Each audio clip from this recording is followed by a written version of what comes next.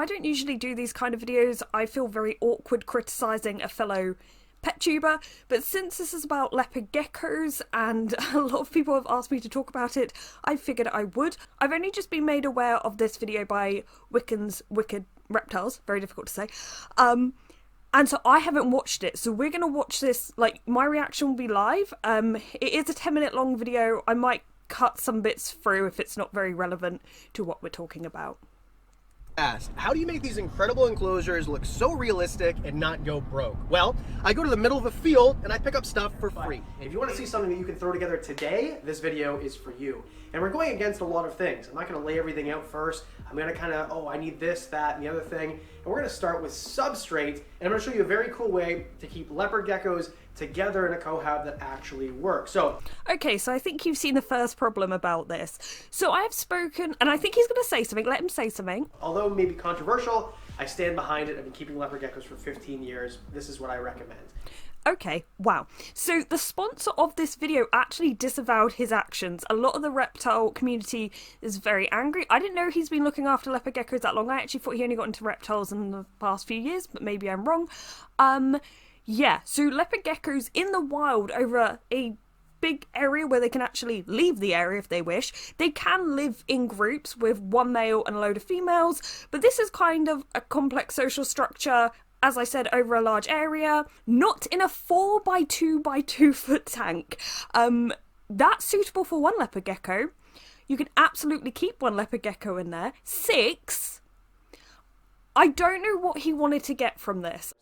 So let's just get started with Substrate, and I don't want you to overthink this. This is supposed to be fun. So I'm going to use...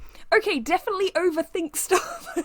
Okay, don't worry yourself, don't get anxious about stuff. But definitely when you're setting up a reptile enclosure, you don't want to go in it willy-nilly. You don't want to go, don't really think about the substrate. So much can go wrong based on incorrect substrate or stuff being in the substrate. So definitely be mindful of this. And this is one thing I've noticed with Adam's videos. I think he likes to not overcomplicate things, which I totally get because I'm probably the opposite. And he wants to be like, hey, you can do this, you can do it cheap this way. Oh, you've got a 10-gallon tank. Well, this is what animal can fit in there, which I disagree with. I think we should all just get rid of 10-gallon tanks altogether. But actually, and maybe people like him for that because it doesn't feel so stressful, but so much goes wrong when you just kind of think, let's just stick this in, whatever. Sphagnum moss, just a little bit, pretty dried out coconut core, and then play sand. It doesn't matter where you get these things. If your play sand says play sand on a bag, you're good. It doesn't matter if you get it at Home Hardware, Home Depot, Canadian Tire, playsand.com, doesn't matter where you get it. Same thing with the coconut core, as long as it's organic, and then the sphagnum moss, exactly the same thing. So realistically, this is kind of a bioactive substrate, considering I took it from something else, and there is isopods already in it. So okay. Adding isopods to substrate doesn't make it bioactive. I know this is like a bit of a pet peeve for people, and even like sometimes I'll do a tank and you tip some custodians in and you're like, whoa, it's bioactive. But a lot more goes into it. But once again, maybe Adam's trying to keep this simple, and to be fair, maybe I just overcomplicate things. This would work. I'm just saying don't drench it. If you're going to put plants in it, maybe make sure that it's caulked all on the inside. I'll get to the construction of it in a minute. Basically, now the idea is to scape it however you want. This took, in total, including setting up camera, 3.5 minutes. So what I'd like to do is put something like slate or brick or something that catches temperature underneath the lights. And that way during the day, they really, really heat up, and these animals are going to, of course, they're not going to be out during the day, usually, but at night they will be. Especially when the lights first go out, that's when they're going to come out, and that's when those rocks are still going to be warm. And of course, if you want to add something like a radiant heat panel or a ceramic heat emitter for nighttime that doesn't give off light, you can do that. So you're going to see me putting the rocks or the bricks that I found in my yard here. And to clean them off, I did precisely nothing. Make sure that they're not rolling around in dog turds. I mean, things like that. Right, I'm sorry, but look, if you're watching these videos because you want a reptile, and you don't have any money to spend on the decorations, don't get a reptile. Reptiles deserve so much more than some sand and dirt, some bricks you found in your garden, and some twigs you found on the side of the road. Like, I understand Adam's trying to appeal to a big group of people who want to get into reptiles, don't want to spend that much money. I get that, and I don't think he means anything bad by this. It's a good video idea, but this is a sad looking enclosure. But whatever's outside in your yard, do you keep animals outside? I keep tortoises outside. If there was issues with what's going on, then you'd have issues with that too. So as long as there's no pesticides, as long as you're not spraying your yard, you're gonna be okay. And then when I'm collecting sticks like you saw earlier, I collected these from a place that's natural, no one's spraying it, it's not near any fields, anything like that. One thing that's always freaked me out is snails being on stuff, and I'll tell you for why. Snails can carry lungworm. If you have dogs, you'll know this because it's always like, don't let your dogs eat snails or anything like that. Or if snails have been on vegetation, make sure you clean it because they carry a lot. So just like snails and slugs alone climbing on this stuff, I'm sure it happens to a lot of stuff we put in our enclosures, but that kind of freaks me out. The idea is just have fun with it. Create a place for them to hide on the cool side, on the warm side. Create many spots if it's for many animals, and make sure that I was going to say that's really good information, create many spots, but create many spots even for one animal. If it's... oh my god, look at this. you have places for them to feel secure, and give them places to go in terms of different levels. Even if it's a leopard gecko, they want to go a little bit higher, a little bit lower, and make sure things are sturdy, so that things... So that's good. Like leopard geckos, they don't climb like a crested gecko, but they will certainly use things higher up. They will definitely climb, so that's good. And it's good that he's saying to use things that are sturdy. You don't want anything collapsing on your gecko. These aren't just going to fall all willy-nilly. If you're using bricks, make sure that they're secure. Make sure you're not moving the enclosure with the animals in them. Just common sense stuff like that. I want to say thank you to Dubia.com for sponsoring today's episode. They did send me this enclosure for free. They gave me no talking points. They told me, say what you like about the enclosure. So I'm going to tell you everything that I like. First of all, it's... Okay, I will skip this bit just because I know they're no longer working with him, and obviously that's his sponsorship, not mine, so I'm just going to skip through a little bit. This is an enclosure that you can set up today. If you're at Dubia.com or whatever enclosure you... Okay, so when setting up an enclosure, you don't really want to do it on the day and put the animals in the same day, only because you need to make sure that your heating and lighting is correct, your thermostat's working. You almost cycle a tank, especially if it's bioactive, you want to cycle it, but even just for safety checks that everything is working correctly. Let's go downstairs and let's pick the nicest ones that we're keeping for this year. And just to give you an idea here, I know this might be controversial, and Dubia.com in no way is endorsing keeping geckos together. I didn't talk to them about this at all. I'm just saying all these animals are hatched out within 4 months of each other. They're all full size. They're all really great so far. I've had them together when I'm cleaning bins and things like that. And of course, there's no males. There's only females. There's gonna be no breeding. There's gonna be no fighting. There's lots of place for them to go. So let's go ahead. So even if you're housing girls together, what you'll find is, unlike, say, guinea pigs or rabbits that bond and need to be together and are social animals and really need that strong bond, a lot of the time people will do this almost always to prove a point, and then like a few months or maybe years later you're like, oh, how are your geckos doing? They're like, nah, we had to split them up, they're fighting. Like, they pretty much tolerate each other until they don't.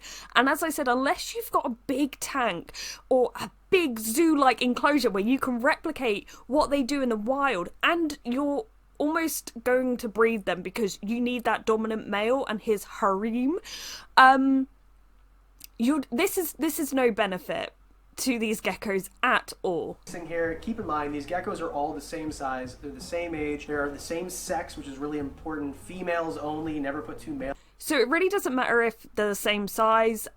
What you're going to find when you do this, there's going to be one that's going to be really nice and chunky and healthy. And there's going to be a few that are weirdly skinny. And you know what? They're getting bullied. They're not eating. They're being outcompeted by the others. And they're just constantly under stress. Once again, I don't understand why he's doing this.